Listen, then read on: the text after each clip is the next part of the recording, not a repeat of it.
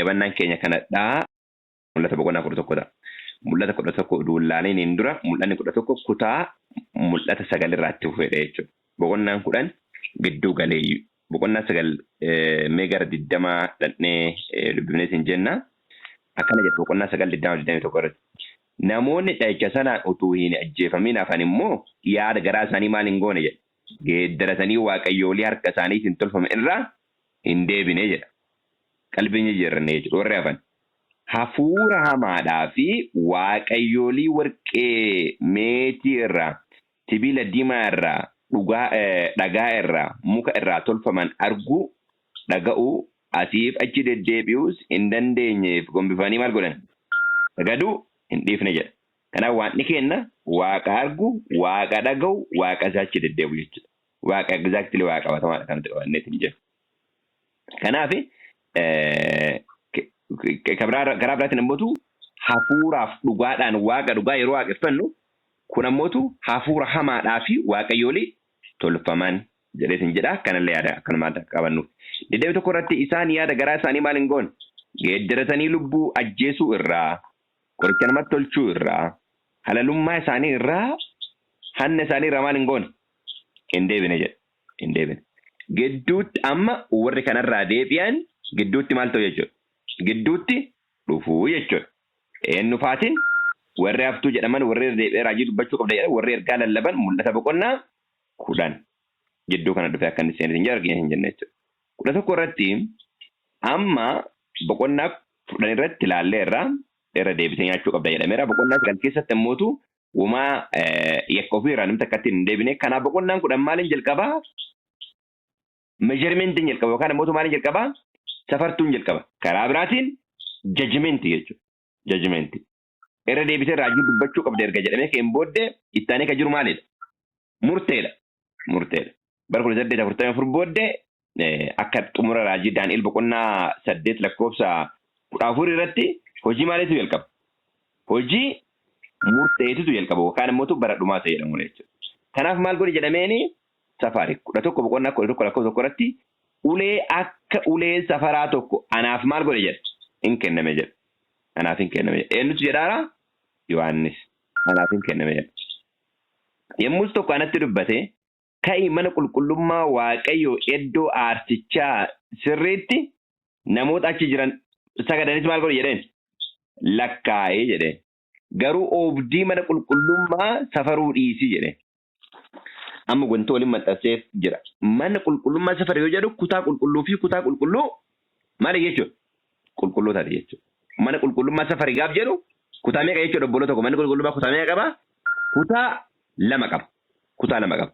Kutaa qulqulluu fi kutaa qulqulluu qulqulloota. Inni hafe immoo maal jedhama? Bakkee oobdii jedhama jechuudha. Amma kutaa qulqulluu keessa namoonni seenanii warra du'anii Kiristoosii wajjin awwaalamanii isa wajjin maal godhanidha? Kaanidha jechuudha.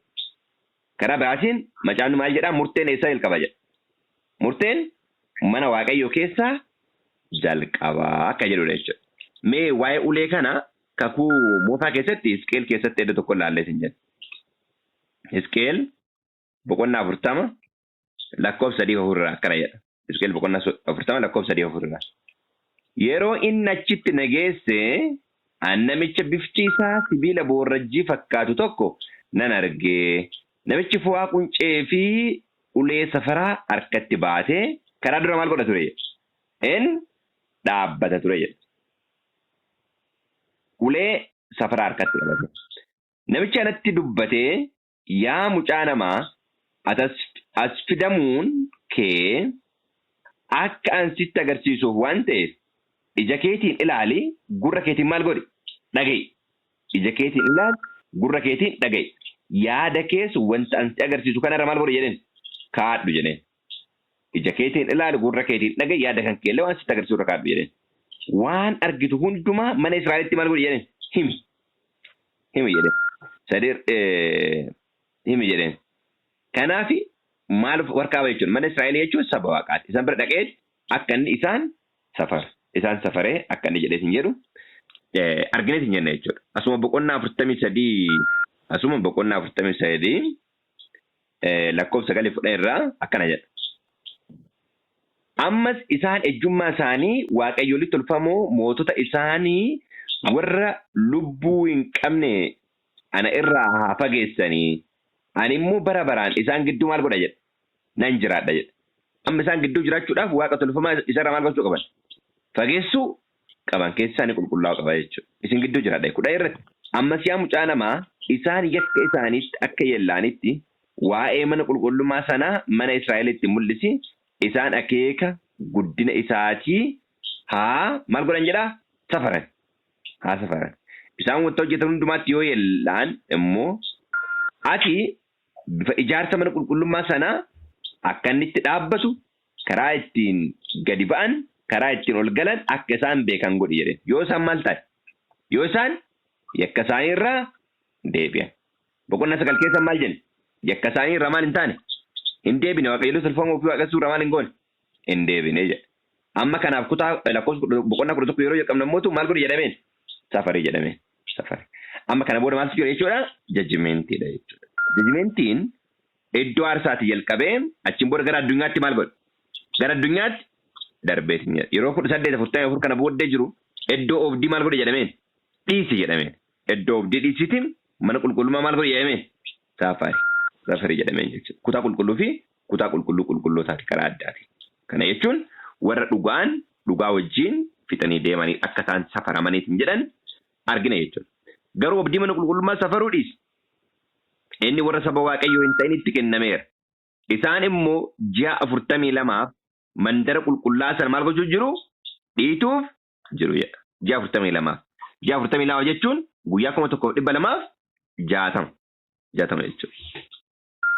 Bara 538 jalqabee bara 1798 ka jiru waggaa 1260. Yeroo kanatti yeroo itti aangoo gaafattiin xiqqoon moor dhibbatti maal gootee jechuudha. Eksersaayisii gooteetiin jettedha jechuudha. Dhuga baatonni koo lamaan uffata gaddaa uffatanii kana yaadannaa qabadhaa. Dhuga baatonni koo lamaan uffata addaa uffatanii guyyaa 1260 sanaaf raajii maal godhan? Akka dubbataniif ankaraa maal godhaaf jedhaan? Nan kennaafii jedhan. Akka raajii dubbataniif ankaraa nan kennaaf. Dhuga baatota koo lamaan. Dhuga baatonni lamaan kunniin maal fa'aadha? Itti dhufaa itti deebi'aa. Lakkoofsa ofirratti dhuga baatonni lamaan immoo muka ejersaa lamaanii fi baattuu ibsaa lamaan waaqayyo gooftaa biyya lafaa dura maal godhanidha? Dhaabbatanii. Waa lamaan ibsame jechuudha. Tokkoffaan muka ejersaa lamaan. Lammaffaan immoo baattuu ibsaa lamaan. Baattuun ibsaatii fi ibsaan garagara. Mana qulqullummaa keessatti baattuu ibsaa meeqa jira? 7tu jira. Baattuu ibsaa 7 jira. Asirratti immoo baattuu ibsaa meeqa? 2. Ibsaan jira, baattuun ibsaa jira. Kun immoo muka ejersaa lamaan jira. Okay. Waa'ee muka ejersaa kanneen lamaan kallattiidhaan Zakkaariyaas boqonnaa meeqa irratti argattu? Boqonnaa 4. Zakkaariyaas boqonnaa 4 irratti waan jedhutu jira. Zakkaariyaas boqonnaa 4 irratti mul'atatti mul'ate Zakkaariyaas. Mul'anni kuni munni ejersaa lamaan jira. Mee dhaqee akkuma yaadaatti xiqqoo ishee dubbisee qe'ee deebi'as.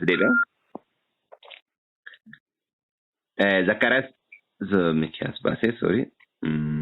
Zakkaariyaas boqonnaa 4. Tokkorraa kana booddee ergamichi inni na wajjin dubbachaa ture sun deebi'ee dhufee akka nama hirribaa nama dammaqsuutti maal godhe jedhe na dammaqse. Maal argita jedhee na gaafate. Ani immoo deebisee hundumti isaa baattuu ibsaa warqee irraa hojjetame tokko cuggee tokkos cuggee jechuun maalidhaa? Otteedha naannoo keenyatti. Cuggee ottee tokkos isaan irra dhaabamee ture jedha. Amma baattuun ibsaa jira. Baattuu ibsaa kana gararraa ammoo maaltu jira? Cuggeetu jira. Okay. Cuggicha irraa cuggee tokko irra dhaabamee ture. Cuggicha irraa ammoo ibsaan meeqa ture jedha? 7 tokkoon isaa arraba 7 kan qabu dhaabamee na argee jedha. Mukti ejersaa lamaan sila jenna yaadadha.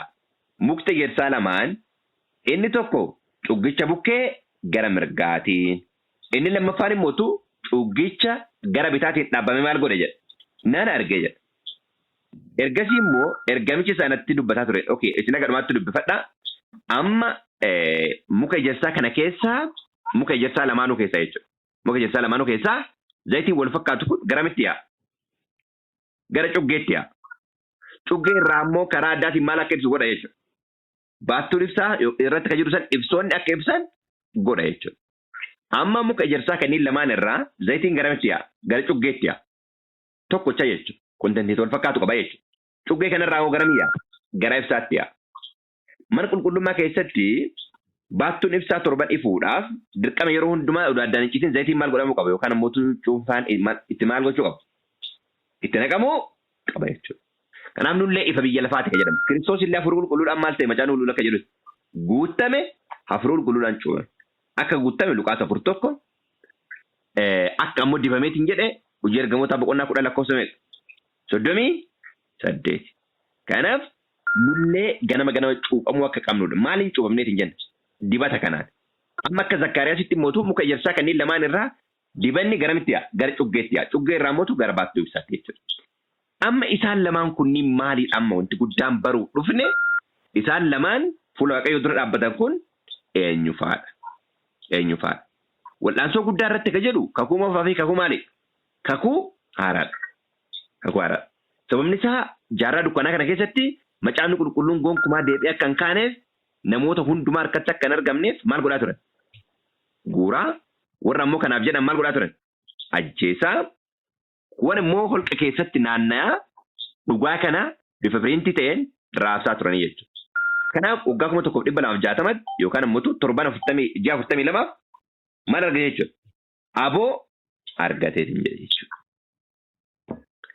Okay, guyyaa sadii walakkaa inni jenne isa kana wajjin wal qabateetiin jedha. Okay, baay'ee gaarii. Okay, lakkoofsa isaan kun lamaan kan jedhu lakkoofsa jaarratti isaan kun lamaan lakkoofsa 5 dubbifnee itti fufna. Eenyullee isaan miidhuu yoo barbaade. Eenyullee isaan miidhuu yoo barbaade arrabni maal jedha? Eenyullee isaan miidhuu yoo barbaade ibiddi afaan isaanii keessaa ba'ee diinota isaanii maal godha? Hin fixa. Ibiddi afaan isaanii keessaa ba'e. Afaan kamiin keessaa ba'e? Dhuga baatota lamaan kana keessaa ba'e jechuudha. Dhuga baatota lamaan kana keessaa ba'e. Beekaa qofa. Teessoo Waaqayyoo yoo laalle kirubeloonni lamaan gamaa gamanaan maal godhu? Dhaabbatu. Karaa biraatti uumama lubbuu qaban arfan jennee mul'ata boqonnaa of keessaa ilaalaa ture jechuudha. Kallattii tokko yoo laalle gamaa gamanaan kan jiran fakkeenyaaf taabota yoo laalle taabota gamaa gamana kirubeloota meeqa jira? 2tu jira. Dubbiin Waaqayyoo Waaqa irraa kan maddeetiin jedhe yookaan immoo karaa addaatiin abbaa fi ilma irraa kan maddeetiin jedhe dubbiin jireenya kateetiin jedhe hafuurri kateetiin jedhe kun karaa ergamoota garamitti darba jechuudha. Gara namaatti darba jechuudha. Dubbiin dhufe kun kakuu moofaa fi kakuu maali? Kakuu haarawa. Eessaa dhufe? Ergamoota lamaan gamaa gamanaan teessoo Waaqayyoo marsan irraa karaa isaanii dhufe jechuudha. Maaf kana jenna? Mul'ata boqonnaa tokko lakkoofsa tokko yeroo dubbifnu kun mul'ata eenyuti? Kun mul'ata Yesuus Kiristoosiin. Isa inni wanta dafee ta'uuf jiru Waaqayyo irraa argate. Dafee ta'uuf jiru Waaqayyo irraa argate. Karaa addaatiin kan eenyutti agarsiisa? Karaa ergamoota eenyutti agarsiisa? Yohaannisitti agarsiisa jechuudha. Kanaaf amma ergaan abbaa fi ilma biraa karaa tajaajila ergamoota garamitti dhufe jechuudha? Gara Yohaannisi dhufe jechuudha. Ammallee dhuga baatu lamaan kana jedhu dubbiin dhufe kun kakuu moofaa fi kakuu haarawaa yeroo ta'u deemnee ilaalla ammallee gastiqee karaa biraatiin illee ibsaa waan ta'eef lamaan kanneen jechuudha. Karaa raajiitiin inni ibsaa isallee ilaalla. Karaa irraa inni maddeetiin jedhe kun ammoo muka ejersaa gamaa gamanaan kan dibamanidha fuula Waaqayyoo dura kan dhaabbatanidha kan jedhaman kunniin ergamoota lamaan annoo inti dhiqataan jechuudha. Achi ka dhaaban. Isaan karaa isaanii ka dhufe ammoo dubbii dhugaa gara keenya ga'edha. Kun ammoo kakuu moofaa fi kakuu haarawaa waliin jedhamee waan macaafa qulqulluu guutuun ilaalleetiin jenne jechuudha. Karaa biraatiin lakkoofsa 5 ilaalleerra jaarratti immoo isaan kun lamaan bara raajii dubbatan sana Waaqa keessaa bokkaan akka roobneef cufuudhaaf aboo maal godhu turan? Qabu. Okay, kakuu moofaa keessatti akka roobni roobneef rooba kan cufsise eenyudha? Karaa addaatiin waggaa 3 walakkaaf kallattiidha. Waggaa 3 kan akka roobni roobne cufsise eenyudha? Eeliyaas. bokkaan akkam roobni cufe jechuudha. Bishaanota dhiigatti geeddaruudhaaf yeroo barbaadanitti dha'icha waan jedhamu hundumaa biyya lafaatiin rukutuudhaaf aboo qabu jedha. Okay, bara Eeliyaasitti hin yaadatte yoo ta'e gaafa Eeliyaasiin argamu Eeliyaasiin qabaa jedhee mootichi maal itti humna waraanaa itti ergee ture. Kana booda yoo dhugama raajii waaqaa ta'e ibiddi samii irraa bu'ee isaan maal haa godhu? Haa fixu jedhe Eeliyaas. Hin bu'ee isaan fixe marsaa lamaffaa kan biraallee dhufe. Hin fixe ka sadaffaa immoo maal jedhanii? Nu lakkisii ajajamna jennaan isaan immoo maal hin taane jechuudha. Hin dhaabne jechuudha. Aboo qabu ka jedhu kana. Kabraa immoo bishaan dhiigatti kan geeddare eenyudha Gibxoota keessatti? Museedha. Amma dhugabaatu lama ammallee ka biraa akka jennu maal Eeliyaasiif eenyudha jechuudha. Eeliyaasiif Museedha jechuudha. Yeroo Kiristoos gara jijjiiramaa gubbaarratti ture, gara jijjiiramaa gubbaarratti yeroo ture, eenyuuf eenyutu Kiristoos bukkee dhufe? Musee fi Eeliyaas. Karaa biraatiin macaafni qulqulluun gaaf Yohaannis Cuuphaa maal jedha? Seerrii fi raajonni haga eenyuti jedhameen? Haga Yohaannis Cuuphaati. Seera gaafa jedhu Musee. Raajota gaafa jedhu hoo? Raajota gaafa jedhu Eeliyaas. Raajii jechuudha. Kanaaf Musee fi Eeliyaas yeroo jedhu karaa biraatiin seeraa fi raajota jechuudha. Isaan kunniin dura haga eenyu jedhameen? Haga Yohaannis Cuuphaati. Achiin booda Kiristoos seeraa fi raajiillee walitti qabee maal godhe jechuudha? Bakka bu'e jechuudha. Seeras raajiis bakka tokkochatti kan walitti qabee eenyunni?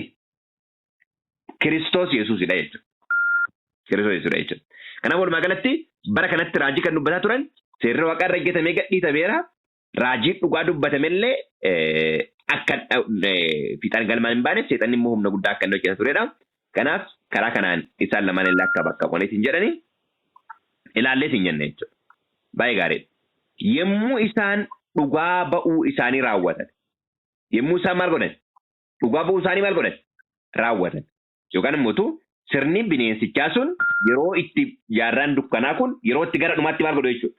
Dhufu jechuudha. Bineensi iddoo lafa jalaa sana keessa ba'ee lola isaanitti kaasuudhaaf isaan moo'uuf isaan ajjeesuuf maal godha jechuudha? Jira jechuudha. Okay. Bara jaarraa dukkanaa kanatti dhiibbaa nagamni illee irra gahaa ture garuu macaafni qulqulluu duuka buutonni illee waldeensonni karaa addaatiin dhugaa kana maal godhaa turan? Naannessaa turan. Amma immoo iddoo lafa jalaa bineensi maal godha jenneera? Hin baa jedha. Inni yaadatti yoo ta'e gaafa boqonnaa 9 laallu iddoo lafa jalaa kan jedhu iddoo biraatti illee itti dhumna jenneera. Iddoon tokko immoo 9 tokko lama irratti jirudha jechuudha. Amma iddoo lafa jalaa kan jedhamu sirna maal hin goonedha jechuudha. Sirna waaqa hin beeknedha. Bara dhuma waggaa 1798 naannoo sanitti mootummaa French Revolution tu ka'e.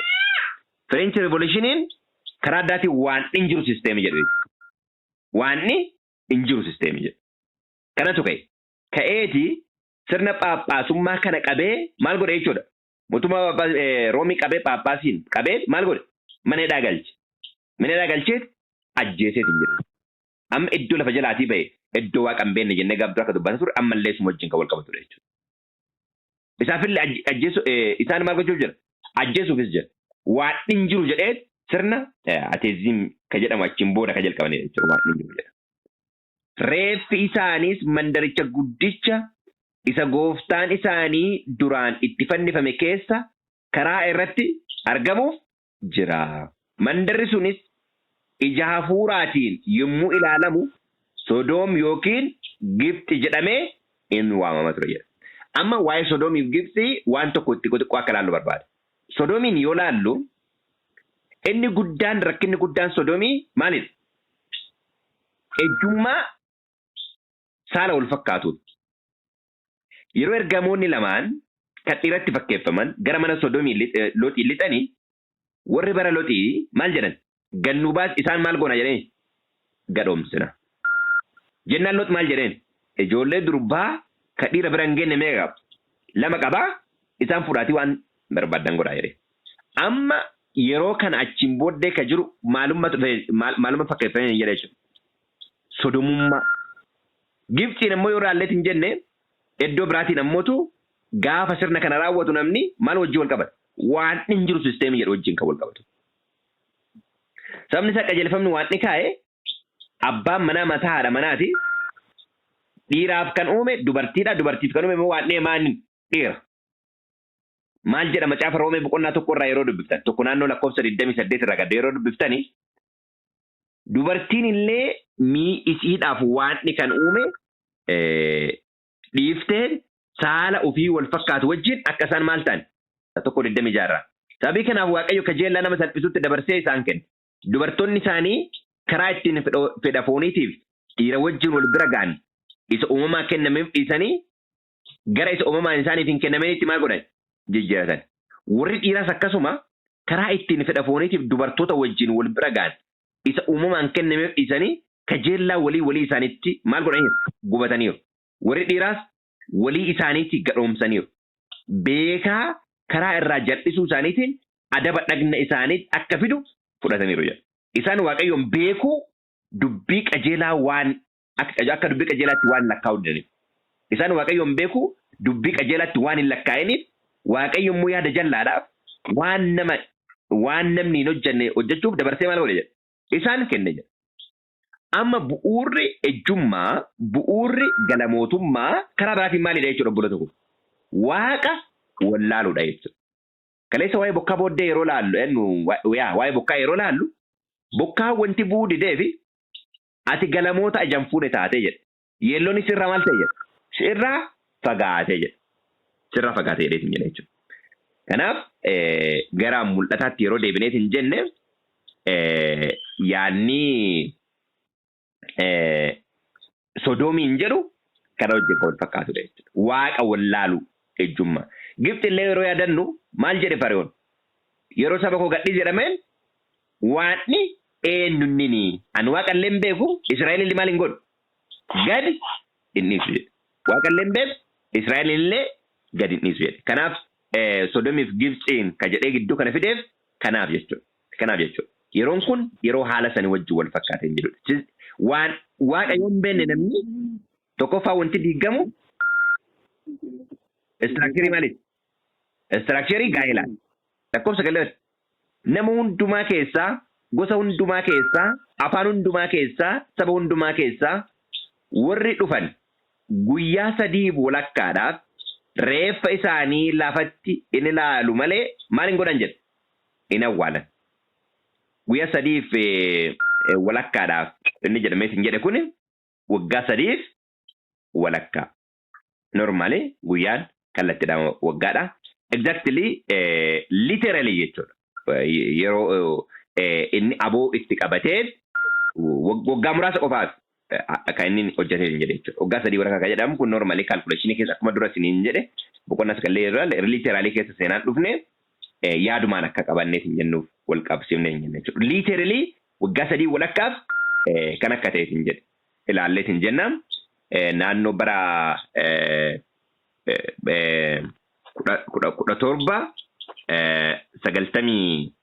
1798 yeroo xumura inni itti onna jedhee yeroo ta'u naannoo bara 1795 naannoo sanniin jalqabee agaa bara 1798tti waan kan raawwatan jedha. Jechiin booddee sochiin Ameerikaa akka inni gidduu galeetiin jedhe akka seenaatitti noormaalii hin beekama jechuudha. Kanaaf gidduu kanaaf sirni waaqummaa waaqa hin beekne akka inni moo'eetiin jedha arginu jechuudha. Warri biyya lafaa irra jiraatan kanatti maal godhan? Hin gammadu. Kun isaanitti maal godha? Hin tola. Raajonni warra biyya lafaa irra jiraatan dhiphisan kun waan du'aniifis namoonni gammadanii kennaa waliif maal godhu jedha? Kennaa waliif in ergu jedha. Karaa biraatiin gadhiisiitti jiraachuun maal ta'e jechuudha? Isa duraa caalaa dagaagee jechuudha. Guyyaa 3 walakkaa booddee immoo hafuurri jireenya kennu Waaqayyo biraa dhufee raajota du'an sanatti maal godhe jedha? Gale jedha. Hafuura eessaa dhufee? Waaqayyo biraa dhufe. Kana jechuun haara'ummatu bifa addaatiin maal godhe jechuudha? Jalqabe jechuudha. Isaanis ka'anii dhaabbatanii warri isaan argan hundinuu guddaa maal godhan? Hin sodaatan. Warri isaan argan hundinuu guddaa maal godhan? Hin sodaatanii jedha. Yommus raajonni lamaan sun waaqa keessaa sagalee guddaa asol koottaa jedhee isaan waamu tokko dhagaan isaan duumessa keessa gara waaqaatti olin butan diinonni isaanis kanarraa maal godhan jedha isaanis kana maal godhan hin arganii jedha. Achiin booddee haarummaan Milleriite muuvimentiin achiin booda maal godhe jechuudha jalqabe. Inni illee ergaan isaa ergaa dhuma waggaa 1935 jechuudha. Karaa biraatiin dhuma waggaa 1800tti 300tti Kiristoos maal godha jedhan isaan dhufa jedhan. Kanaaf ergaan kun namoota hundumayyuu maal godha jechuudha hirraase jechuudha. Hirraase dadammaqiinsa addaa keessa galee namni. Yeroo sanatti socho'a lafaa guddaatu ta'e harka 10 keessaa harki tokko mandarichaan jige namoonni bebbeekamoon 7,000 socho'a lafaa kanaan hin ajjeefamanii warri hafan immoo sodaatanii Waaqayyo gooftaa waaqaaf oqubaa maal godhan jedha. Oqubaa dhiyeessanii jedha. Lakkoofsa 9 irratti garuu yeroo ilaallu deebi'anii karaa isaanii irra maal hin goone jedha. Hin deebine jedha. Kanaaf sochiin boqonnaa 11 keessatti ilaallee hin jennu waa'ee dhuga baatota lamaanii bifa garaagaraatiin ilaallee jechuudha. Dhuga baatota lamaan muka ejersaa lamaan raajii lamaan kanneen ilaallee hin jenne jechuudha. Kanaaf nullee dhugaaf aarsaa barbaachisu kafallee warra seenaa lafaa ariitiidhaan xumuran akka taanu Waaqayyo ka dhageenye nu haa eebbisu. Kutaa itti aanu kutaa lammaffaadhaan itti dhufna. Lakkoofsa 10 irratti maal jedha? Wayyoon inni lammaffaan darbeera. Wayyoon inni sadaffaan immoo kunoo dafee hin dhufa jedha. Wayyoo sadaffaa kutaa itti aanu keessatti ilaalla. Isa dhageenyetti akka jiran Waaqayyo ka dhageenyu haa eebbisu. Eebbifamaa hundumti keessaniyyuu.